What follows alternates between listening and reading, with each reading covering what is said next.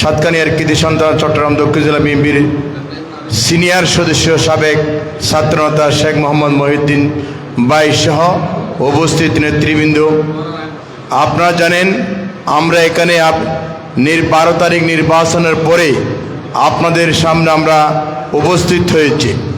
আপনারা জানেন নির্বাচনের আগে রাত্রে সাতকানিয়া লোহাগড়ায় বিভিন্ন জায়গায় আমাদের নেতা কর্মীদের উপর বিভিন্নভাবে হামলা টামলা করা হয়েছে।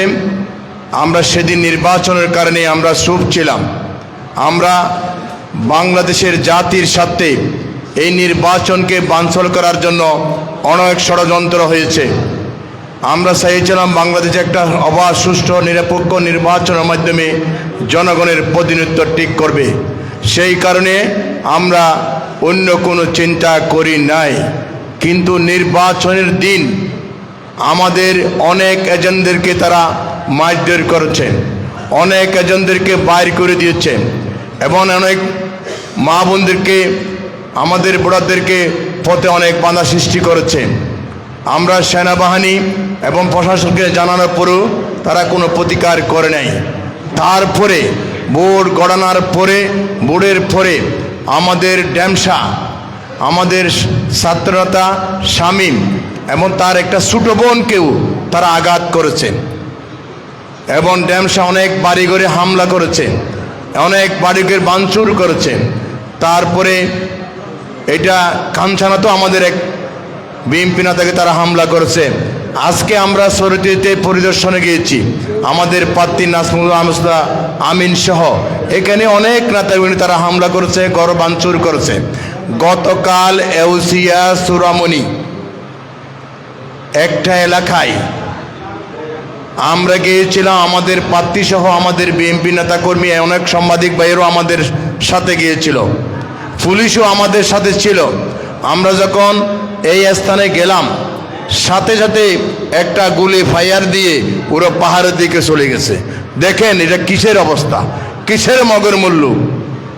এই অবস্থা হলে আমরা কিভাবে সাতকানিয়া লোহাগড়া মানুষ শান্তিতে থাকতে পারি? আমরা তাদেরকে দেখে কথাবার্তা চলে আসার পরে আবারও তাদেরকে হামলা করছে। সেটা যে কোনো কারণে হোক, আমাদের প্রার্থীর সাথে শাহজাহান চৌধুরীর সাথে গতকাল এখানে দেখা হয়েছে, উনি শাহজাহান চৌধুরীকে সে কথা বলা হয়েছে। আমরা বলতে চাই আমরা সাতকানিয়া লোহাগড়ার মানুষ শান্তিতে বসবাস করতে চাই, কোনো অশান্তি আমরা বিশ্বাস করি না, বিএনপি বিশ্বাস করে না, তারেক রহমানের দল বিশ্বাস করে না। তবুও যদি আমাদের গায়ের উপর হুজু পরে যদি তারা ঘটনা ঘটতে চায় করতে চায়, আমরা কিন্তু প্রশাসনকে কালকে অনুরোধ করেছি, সাথে সাথে থানায় গিয়েও আমরা থানাকে অবহিত করেছি। তারপরে যদি এরকম হামলা ভাঙচুর আমাদের নেতাকর্মীর প্রতি আঘাত প্রতিঘাত বন্ধ না হয় তাহলে আমরাই কিন্তু বসে থাকবো না। আমি মাননীয় সংসদ শাহজাহান চৌধুরীকে অনুরোধ করি, আপনি অতি অবিলম্বে আপনার নেতা কর্মীকে বলেন, নির্দেশ দেন এগুলো বন্ধ করার জন্য। না হলে আমরাই কিন্তু যদি এটা করি তাহলে কি হবে জানেন? আমরা কেন করতেছি না?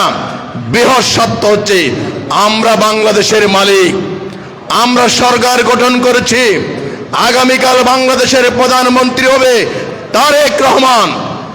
আমাদের বৃহৎ স্বার্থ হচ্ছে বাংলাদেশকে শান্ত রাখতে হবে, বিশেষ করে সাতকানিয়া লোহাগড়াকে শান্ত রাখতে হবে।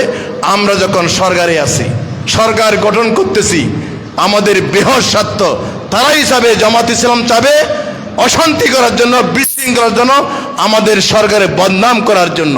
সেজন্য আমরা সেদিকে যাচ্ছি না। আপনাদেরকে অনুরোধ করি আপনাদের নেতা কর্মীকে বলে দেন এগুলো বন্ধ রাখার জন্য। না হলে আমরা আমাদের প্রার্থী এখানে আসবউদ্দিন ভাই আছেন, মহিউদ্দিন ভাই আছেন, আমরা বোর্ডের প্রশ্নের সময় অনেক কথাবার্তা বলছি না, বাস্তবে সেটাই হবে। যদি আমাদের সাথে যদি তারা এরকম পরিবেশ সৃষ্টি করে, ছোট একটা বোন ছাত্রদল করা দানশ্রীর পক্ষে কাজ করেছে বলে ছোট বোনকে এই ক্লাস 9-এ পড়ে ওনার গায়ে হাত দিয়েছে, এটা বরদাস্ত করা যায় না।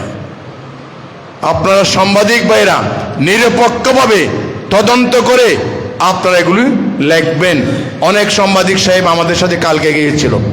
আপনাদের সবার প্রতি ধন্যবাদ এবং স্বাগত জানিয়ে আমার বক্তব্য শেষ করছি। আসসালামু আলাইকুম রহমতুল্লাহ বরকাতুহু।